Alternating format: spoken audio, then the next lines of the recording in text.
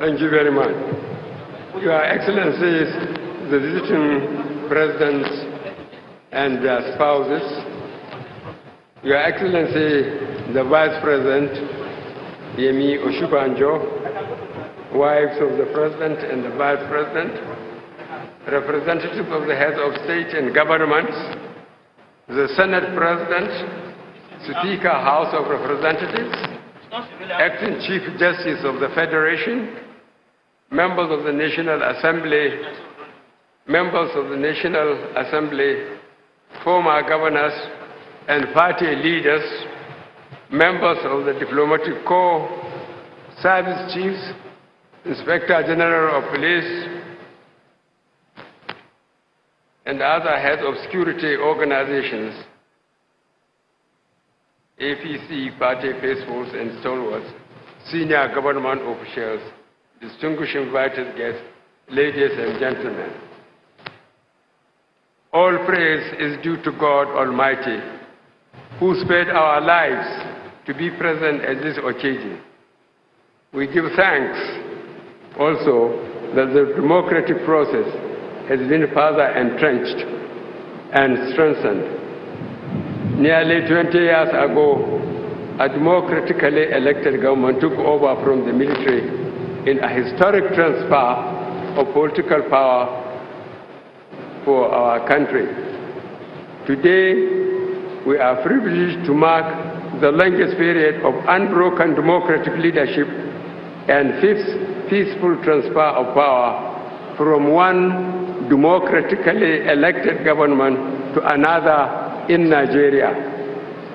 Throughout the last 4 years, I respected the independence of INEC.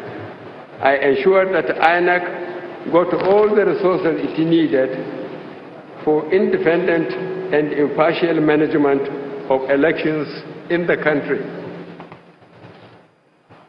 All interested parties are agreed that the recent elections, which, except for pockets of unrest, were free, fair, and peaceful. I thank all the people who worked for our party, who campaigned, and who voted for us. I thank my fellow Nigerians who, since 2003, have consistently voted for me. Victory is your greatest reward. Peace, unity, and greater prosperity will be our collective legacy. Your Excellencies, fellow Nigerians, I and the Nigerians collectively must give adequate thanks to our armed forces, police, and other law enforcement agencies who work around the clock to protect us by putting themselves in harm's way and defending our values and protecting our future. Terrorism and insecurity are worldwide phenomena, and even the best policed countries are experiencing increasing incidents of unrest and are finding things hard to cope. The principal thrust of this new administration is to consolidate on the achievements of the last 4 years, correct the lapses inevitable in all human endeavors, and tackle the new challenges the country is faced with, and chart a bold plan for transforming Nigeria. Fellow Nigerians, I have had the privilege of free education from primary school to staff college to war college. I received my formative education in Katsina and Kaduna, and my higher education in England, India, and the United States. I have worked and served in Kaduna, Lagos, Abeokuta, Makadi, Port Harcourt, Maiduguri, Ibadan, Jos, and finally here in Abuja. Throughout my adult life, I have been a public servant. I have no other career but public service. I know no service but public service. I was involved at close quarters in the struggle to keep Nigeria one. I can therefore do no more than dedicate the rest of my life to work for the unity of Nigeria and the upliftment of Nigerians. In 2003, 2002 and 2003 campaigns and elections, I traveled by road to 34 of the 36 states of the Federation. This year, I traveled by air to all 36 states of the Federation. Before enduring my time in the armed forces and in government, I have interacted with Nigerians of all ages and persuasions and different shades of opinion over a period of more than 50 years. And my firm belief is that our people, above all, want to live in peace and harmony with their fellow Nigerians. They desire opportunity to better themselves in a safe environment. Most of the instances of intercommunal and interreligious strife and violence were and still are as a result of sponsorship or incitement by ethnic, political, or religious leaders hoping to benefit by exploiting our divisions and fault lines, thereby weakening our country. And our country, Nigeria, is a great country. According to United Nations estimates, our population will rise to 411 million by 2050, making us the third most populous nation on earth, behind only China and India. We have water, arable land, forests, oil and gas, and vast quantities of solid minerals. We are blessed with an equable climate. However, the bulk of our real wealth lies in agriculture, livestock, forestry, and mining. We possess all the ingredients of a major economic power on the world stage. What we require is the will to get our acts together, and our strength is in our people, our youth, our culture, our resilience, our ability to succeed despite the odds. A huge responsibility before rests on this and succeeding administration to develop, harness, and fulfill our enormous potential into force to be reckoned with globally. Thus far, we Nigerians can be proud of our history since independence in 1960. We have contributed to United Nations peacekeeping responsibilities all over the world. We have stabilized Liberia, Sierra Leone, Ivory Coast, and 2 years ago, we prevented the Gambia from degenerating into anarchy. Without Nigerian influence and resources, the liberation of Angola, Mozambique, Namibia, Zimbabwe, and ultimately South Africa would have come at great cost. This fact has been attested by none other than the late Nelson Mandela himself. Elsewhere, Nigeria is a big brother to our neighbors. We are the shock absorber of the West African sub-region, the bulwark of ECOWAS and the Lake Chad Basin Commission. We can therefore be proud to be Nigerians. We must continue to be good neighbors and good citizens. At home, we have been successful in forging a nation from different ethnicities and language groups. Our evolution and integration into one nation continues apace. When, therefore, we came to office in 2015, after a decade of struggle, we identified 3 cardinal and existential challenges our country faced and made them our campaign focus, namely security, economy, and fighting corruption. None but the most partisan will dispute that in the last 4 years, we have made solid progress in addressing these challenges. When I took the oath of office on 29th May 2015, insecurity reigned. Apart from occupying 18 local governments in the northeast, Boko Haram could at will attack any city, including the federal capital, could threaten any institution, including bombing the United Nations building and police headquarters in Abuja. Admittedly, some of the challenges still remain in kidnappings, banditry in some rural areas. The great difference between 2015 and today is that we are meeting these challenges with much greater support to the security forces in terms of money, equipment, and improved local intelligence.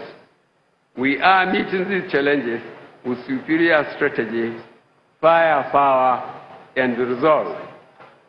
In face of these challenges, our government elected by the people in 2015 and re-elected in March has been mapping out policies, measures, and laws to maintain our unity and at the same time lift the bulk of our people out of poverty and onto the road to prosperity.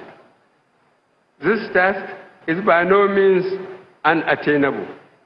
China has done it. India has done it. Indonesia has done it. Nigeria can do it. These are all countries characterized by huge burdens of population. China and Indonesia succeeded under authoritarian regimes. India succeeded in a democratic setting. We can do it. With leadership and sense of purpose, we can lift 100 million Nigerians out of poverty in 10 years. Following the 60% drop in oil prices between 2015 and 2016, through monetary and fiscal measures, we stimulated economic growth, curbed inflation, and shored up our external reserves. We now have witnessed 8 quarters of positive growth in the economy, and our GDP is expected to grow by 2.7% this year. Furthermore, our external reserves have risen to $45 billion United States dollars, enough to finance over 9 months of current import commitments. This administration is laying the foundation and taking bold steps in transforming our country and liberating our people from the shackles of poverty. First, we will take steps to integrate rural economies to the national economic grid by extending access to small-scale credits and inputs to rural farmers, credit to rural micro businesses, and opening up many critical feeder roads. Secondly, for small-scale enterprises in towns and cities, we shall expand facilities currently available so that we can continue to encourage and support domestic production of basic goods and reduce our reliance of imported goods, as I will outline later. For the next 4 years, we will remain committed to improving the lives of people by consolidating efforts to address these key issues, as well as emerging challenges of climate change, resettling displaced communities, and dealing decisively with the few flashes of insecurity across the country and the impacts of food scarcity and regional stability. We are not daunted by the enormity of the task ahead. Instead, we are revived by this new mandate to work collaboratively with state and local governments, legislators, the diplomatic corps, and all Nigerians to rebuild and reposition our country as a heartbeat and reference point for our continent. Fellow Nigerians, Your Excellencies, ladies and gentlemen, despite the enormous resources pledged to infrastructure development these past 4 years, there remains the urgent need to modernize our roads and bridges, electricity grid, ports, and rail system. Whilst agriculture and industrial output have recovered since the recession, we are more committed than ever to work with the private sector to improve productivity and accelerate economic growth. The Manufacturing Purchasing Managers Index, which is the gauge of manufacturing activity in the country, has arisen from 26 consecutive months since March 2017, indicating continuous growth and expansion in our manufacturing sector. It still takes too long for goods to clear at our seaports, and the roads leading to them are congested. It still takes too long for routine and regulatory approvals to be secured. These issues affect our productivity, and we are committed to addressing them permanently.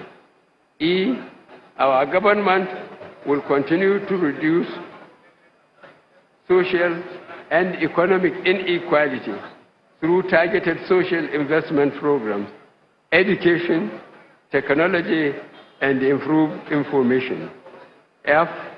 Our social intervention programs are a model for other nations.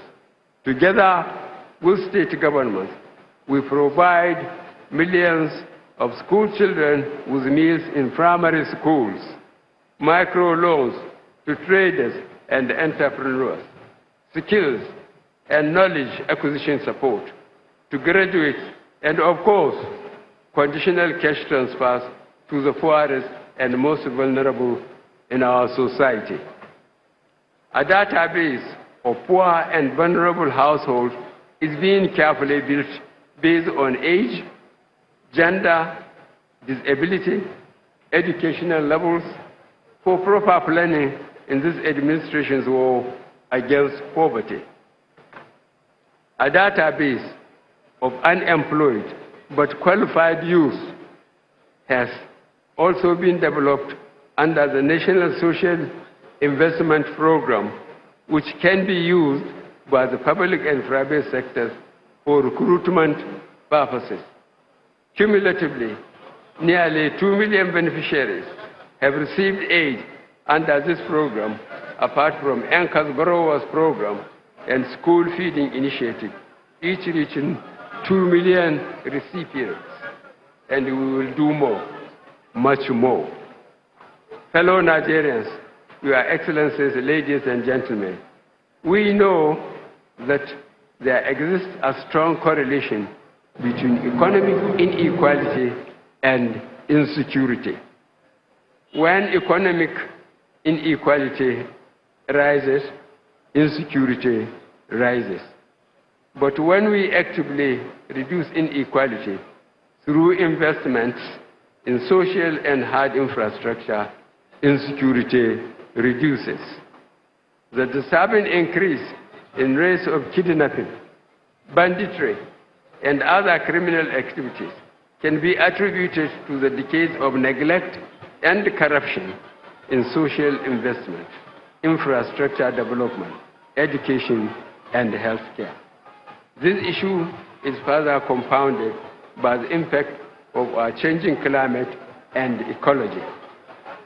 The ECOWAS and Sahel regions, starting from Chad all the way to Mali, are also experiencing adverse impacts of drought and desertification, which have triggered waves of human displacement, conflicts between farmers and herdsmen, terrorism, and a fundamental socio-economic change to our way of life.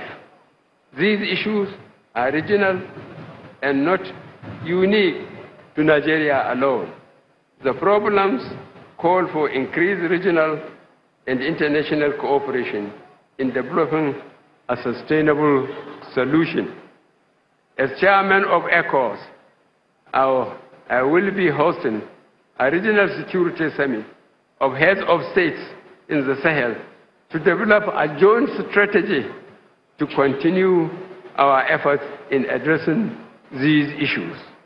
Fellow Nigerians, Your Excellencies, ladies and gentlemen, at the heart of inequality and insecurity is pervasive corruption.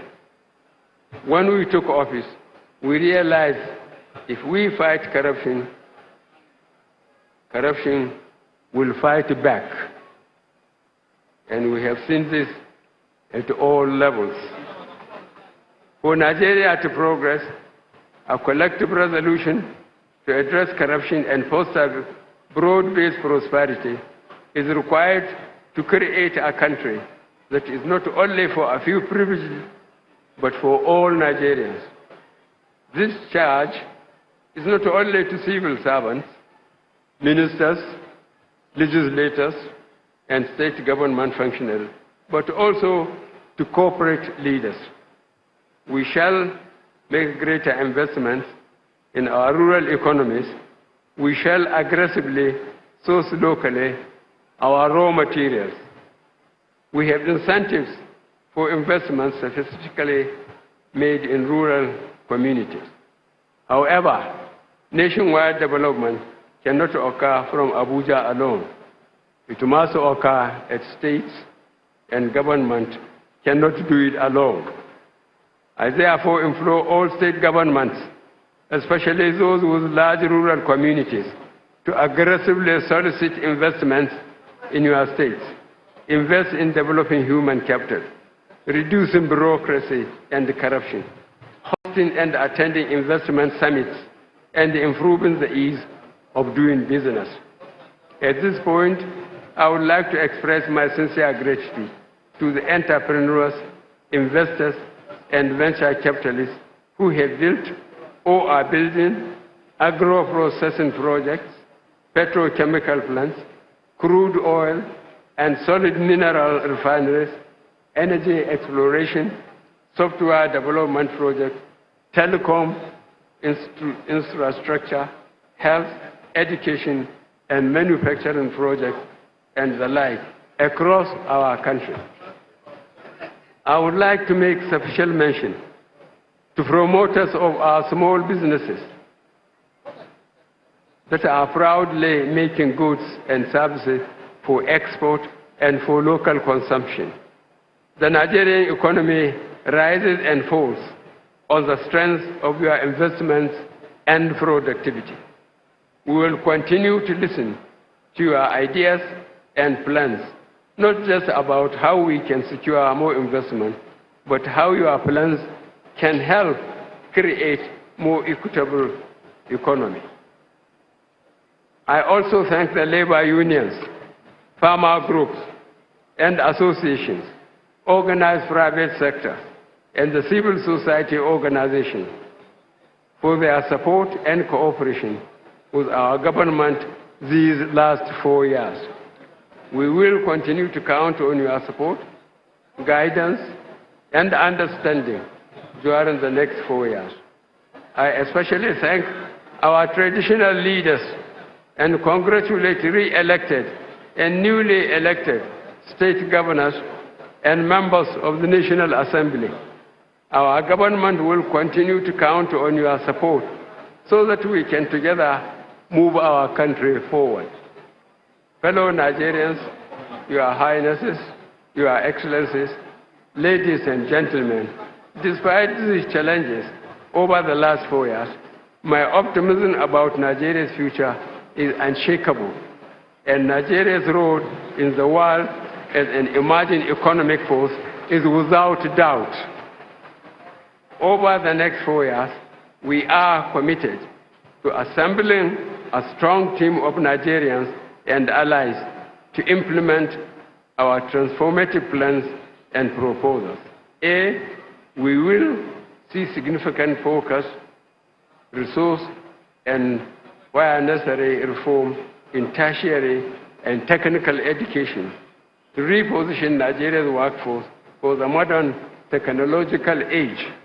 We will accelerate investments in primary, secondary, tertiary healthcare programs, intervention, and infrastructure, as well as in upgrading of our medical personnel to stem the flight of our best-trained people.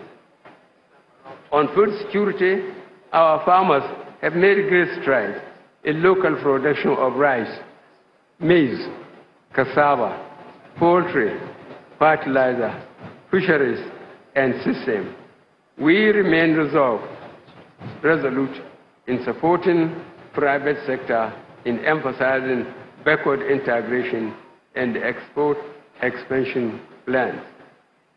Felling of trees to provide energy for domestic use is taking its toll on our rainforests, our ecology, and our climate. Accordingly, we are taking steps to harness cleaner and more sustainable source of electricity. We export more than 2 million tons of cooking gas, yet we consume less than 500,000 tons. E, we will work to address this issue and support rural communities with challenges of safety switching from firewood to cooking gas. F, dedicated agro-industrial processing zones will be developed on a PPP basis to increase farming yields, agricultural productivity, and industrial output. G, over 2,000 kilometers of ongoing federal road and bridge projects across the country will be completed to reduce journey times and the cost of doing business. As I mentioned earlier, critical feeder roads will be built to facilitate easier transportation for people and goods for rural areas to major roads. H, we are at the advanced stage of securing investments to modernize and expand our transmission and distribution infrastructure, ensuring that electricity is available and affordable for all Nigerians. Several rail, seaport, and airport projects are at various stages of completion. We will open the arteries of transportation nationwide. J, it is a fact that Nigeria has more gas reserves than it has oil. Over the last 4 years, we have become a net exporter of urea, which is made from natural gas. We invite investors to develop more natural gas-based petrochemical projects. K, fellow Nigerians, this government will not tolerate actions by any individual or groups of individuals who seek to attack our way of life, or those who seek to corruptly enrich themselves at the expense of the rest of us. We will crack down on those who incite ordinary, innocent people to violence and unrest. We will ensure that such actions are met with a strong arm of the law. Nation building takes time, but we must take solace in the knowledge that this country, our country, has everything we require to make Nigeria prosper. Fellow Nigerians, Your Highnesses, Your Excellencies, ladies and gentlemen, I invite you to join me in this journey of rebuilding our nation. Our focus will not be to help the privileged few, but to ensure that Nigeria works for Nigerians of all persuasions. That is a more just arrangement. As we all know, correcting injustice is a prerequisite for peace and unity. As part of the process of healing and reconciliation, I approve the recognition of June 12 as Democracy Day and invested the late Chief Abiola and Babagana Kingibe with national honors, as I did with late Chief Gani Ferhemi. The purpose was to partially atone for the previous damage done in annulling the presidential elections of that year. Today, I propose the renaming of the Abuja National Stadium henceforth. It will be called Moshood Abiola National Stadium.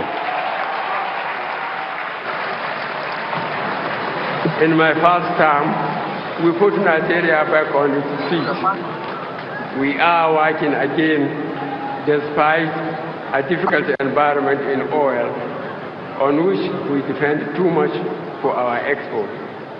We encountered huge resistance from vested interests who do not want change. But change has come.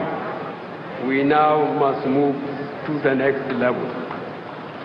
By the grace of God, I intend to keep oath I have taken today and to serve as President for all Nigerians. I thank you for attending this august occasion from far and near, and for all your best wishes to me, to our party, and to Nigeria. God bless us all. God bless the Federal Republic of Nigeria. He deserves a standing ovation, please. Thank you. The maiden Democracy Day address by the special guest of honor, Reviewing Officer, President Commander-in-Chief, His Excellency Muhammadu Buhari. Very elating, elaborate, and reassuring. Thank you. Parade Commander, please. Your Excellencies, may please take your seats, please. Thank you. Take your seats. Thank you. We appreciate it. Thank you. Parade Commander. Cameraman, can you please exit where you are there in front of the saluting desk, please? Thank you. Right! One more! Take this!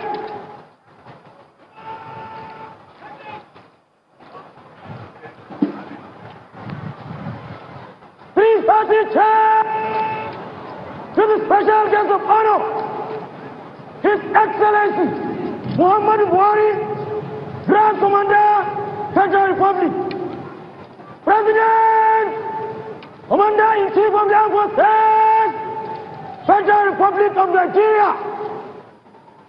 Hep, hep, hep.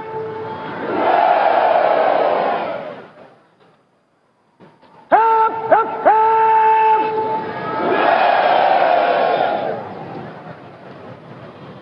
Hep, hep, hep.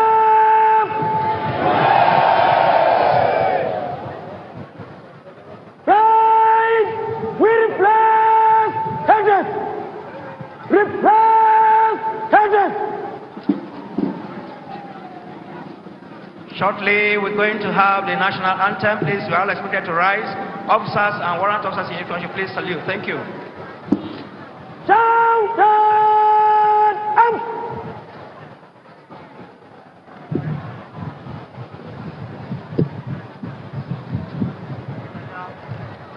National cloud! Present!